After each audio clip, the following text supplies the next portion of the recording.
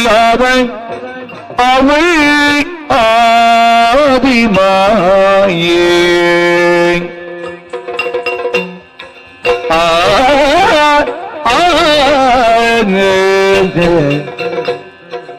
ದೈತ್ಯವಾರ ಸಂಹರಿಸುತ್ತ ತ್ರಿದಶರ ಪೊರೆಯೇ ಆದಿಮಾಯೇ ದೈತ್ಯವಾರ ಸಂಹರಿಸುತ್ತ ತ್ರಿದಶರ ಪೊರೆಯೇ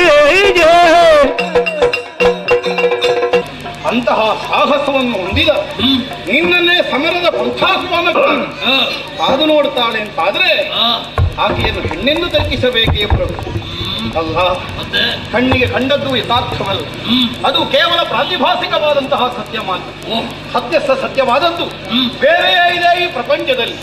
ಆಲೋಚಿಸು, ಪಾತಾಳದವರಿಂದಲೋ ಭೂಲೋಕದವರಿಂದಲೋ ದೇವಲೋಕದವರಿಂದಲೋ ನಿನ್ನ ವಿರೋಧವನ್ನು ಸಾಧಿಸಿ ನಿಲ್ಲುವುದಕ್ಕೆ ಈ ತನಕ ಸಾಧ್ಯವಾಗಲಿಲ್ಲ. ಹಾಗಿದ್ದರಿಂದ ಒಬ್ಬಳಾಕೆ ಹೆಣ್ಣು ಮುಂದೆ ಬರ್ತಾಳೆ ಅಂತಾದ್ರೆ ಅರ್ಥ ಏನು? 3 ಲೋಕಗಳಿಗಿಂತಲೂ ಮೀರಿದಂತಹ ಯಾವುದೋ ಒಂದು ವಿಶೇಷವಾದ ಚೈತನ್ಯ ಅದು ಅನ್ನುವುದನ್ನು ನಾವು ತರ್ಕಿಸಲೇಬೇಕಾಗ್ತದೆ. ಹಾಗಿದ್ರೆ ಯಾರಿರಬಹುದು, ಯಾಕಿರಬಹುದು? ಇದನ್ನು ಯೋಚಿಸಿದರೆ ನಮಗೆ ಸ್ಪಷ್ಟವಾಗಿ ಗೋಚರಿಸುತ್ತದೆ ಪ್ರಭು. ಧರೆಯ ಧರ್ಮವನ್ನು ಸ್ಥಿರವಾಗಿ ಉಳಿಸುವಂತಹ ಉದ್ದೇಶವನ್ನು ಹೊಂದಿದ ಜಗದಾದಿ ಮಾಯೆ ಆದಿಯಲ್ಲಿ 3 ಮೂರ್ತಿಗಳನ್ನು ಸೃಷ್ಟಿಸಿದಂತೆ ಲೋಕದ ಸಮಸ್ತ ವ್ಯವಸ್ಥೆಯವರನ್ನು ನಿಯೋಜಿಸಿದಂತೆ ಅವರಿಗೆ ಅನಿವಾರ್ಯವಾದಂತಹ ಕಾಲಕ್ಕೆ ತಾನೇ ಪ್ರತ್ಯಕ್ಷ ಪರೋಕ್ಷವಾಗಿ ನಿಂತು ಧರ್ಮ ಸಂರಕ್ಷಣೆಯ ಕಾರ್ಯದಲ್ಲಿ ಒದಗಿ ಬರುತ್ತೇನೆ ಎನ್ನುವಂತಹ ಆಶ್ವಾಸನೆಯನ್ನಿತ್ತು ಮರೆಯಾದಳಂತೆ. ಪ್ರಭು, ನನಗನ್ನಿಸ್ತದೆ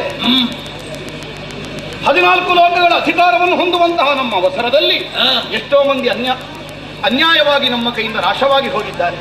ಸಜ್ಜನರ ಬದುಕಿಗೆ ನಾವು ಮಾರಕರಾಗಿ ಬೆಳೆದು ನಿಂತಿದ್ದೇವೆ.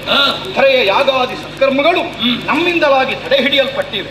ಆದ್ದರಿಂದಲೇ ಸಜ್ಜನರ ಕಣ್ಣೀರನ್ನು ಒರೆಸಿ ಲೋಕದ ಕ್ಷೇಮವನ್ನು ಸಾಧಿಸುವ ಧ್ಯೇಯವನ್ನು ಸದಾಕಾಲ ಇರಿಸಿಕೊಂಡ ಆ ಜಗದಾದಿ ಸ್ವರೂಪೆಯೇ ಸಾಮಾನ್ಯ ಹೆಣ್ಣಿನಂತೆ ಆಕೃತಿಯನ್ನು ಧರಿಸಿ ಕಾಂತಾರದಲ್ಲಿ ನಮ್ಮ ಕಣ್ಣಿಗೆ ಎಟಕುವ ಸನಿಹದಲ್ಲಿ ನಿಂತು ಕಮನೀಯವಾದ ಕಾಯ ಕಾಂತಿಯಿಂದ ಕಾಮುಕರಾದಂತಹ ನಮ್ಮ ನತ್ತ ಕಡೆಗೆ ಸೆಳೆದು ಮುಂದುವರಿದರೆ ತಲೆ ಕಡಿದು ಕ್ಷೇಮವನ್ನು ಸಾಧಿಸುವ ಉದ್ದೇಶಕ್ಕಾಗಿ ಬಂದವಳಿರಬೇಕು ಪ್ರಭು.